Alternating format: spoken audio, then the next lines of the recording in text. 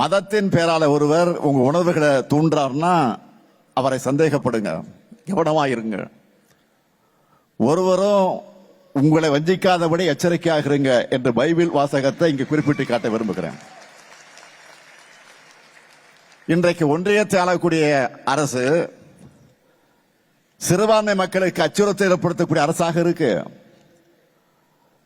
அதனாலதான் அவங்க குடியுரிமை திருத்த சட்டம் கொண்டு வந்தப்போ கடுமையா எதிர்த்து போராட்டங்களை நடத்தணும். ஆனா துரோகம் செய்வதையும் மக்கள் அழகு வைப்பதை மட்டுமே தன்னுடைய அரசியலா, லட்சிய அரசியலா எடுத்துக்கிட்டு செயல்பட்டு வரக்கூடிய அதிமுக அந்த சட்டத்துக்கு ஆதரவா வாக்களிச்சது. ஒன்றிய பாஜகவை பொறுத்த வரைக்கும் மதச்சார்பு என்ற சொல்ல வேப்பங்காயா கசக்குது. சொல்ல கேட்டாலே வேப்பங்காயா கசக்குது அவங்களுக்கு. அதை அரசியலமைப்பு சட்டத்தில் இருந்து நீக்கணும்னு துடிக்கிறாங்க.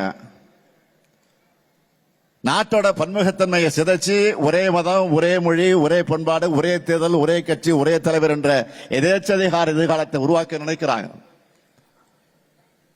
தமிழ்நாட்டிலையும் தங்களுடைய பிளானை செயல்படுத்த நினைக்கிறாங்க. எப்படிப்பட்ட ஆபத்தையும் பாஜகவோட நாசகார திட்டங்களையும் எதிர்த்து முறியடிக்கிற வலிமை தமிழ்நாட்டுக்கும் திராவிட முன்னேற்ற கழகத்திற்கும் இருக்கு. இதுதான் நம்ம ஹிஸ்டரி. இப்ப கூட சிறப்பு தீவிர வாக்காளர் பட்டி திருத்தம் எஸ்ஐஆர் நடவடிக்கை மேற்கொண்டாங்களே,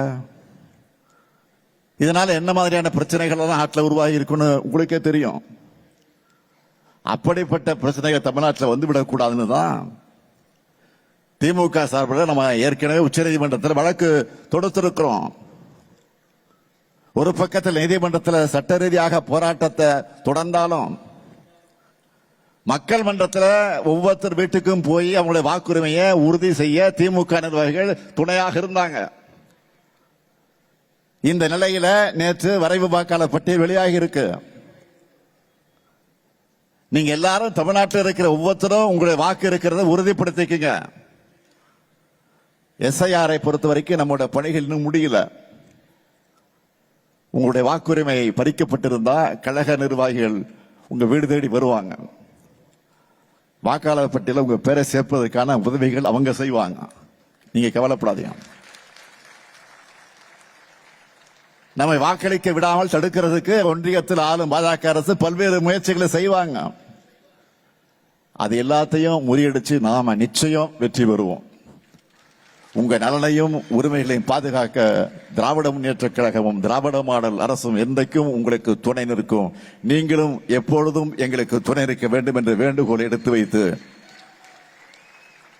சமாதானம் பண்ணுகிறவர்கள் பாக்கியவான்கள், அவர்கள் தேவனுடைய புத்திரர்கள் எனப்படுவார்கள் என்கின்ற பைபிளையும் தெளிவாக குறிப்பிடப்பட்டிருக்கிறது.